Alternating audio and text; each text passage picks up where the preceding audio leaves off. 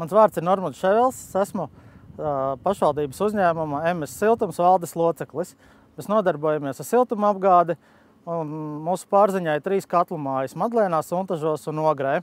Kā viens no objektiem, ko mēs esam realizējuši, ir šis Ogres katlu mājas projekts, kas ir visnozīmīgākais. Plus mums ir siltumtrase, kas savienoja šo katlu māju ar pilsētas siltumtīkliem, un 2 projekti realizēti ir Madlēnā un Suntažos, rekonstruējot ciemata siltumapgādes sistēmas.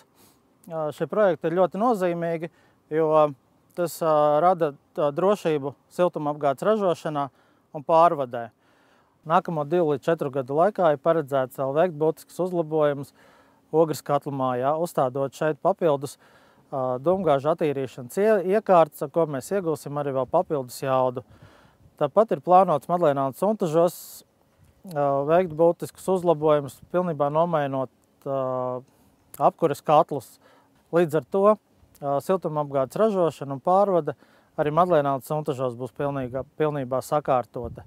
Nākotnē būtiska vērība ir jāpiesaist arī pārējiem novada pagastiem, jo atsevišķās vietās ir veikti uzlabojumi, bet tie nav pilnīgi. Savukārt Eiropas fondu līdzekļus varēs piesaistīt tikai kapitāla sabiedrība. To nevarēs izdarīt ne pašvaldības aģentūras, ne pašvaldības iestādes. Šobrīd mana joma ir siltumapgāde Ogres novadā. Mums ir ļoti laba sadarbība izveidojusies tieši ar šīs jomas speciālistiem, kas nāk talkā un palīdz un organizē siltumenerģijas ražošanas un pārvadi, kā arī būvniecības procesu, no kā iegūst ne tikai pilsētas iedzīvotāji, bet arī visa novada iedzīvotāji kopumā.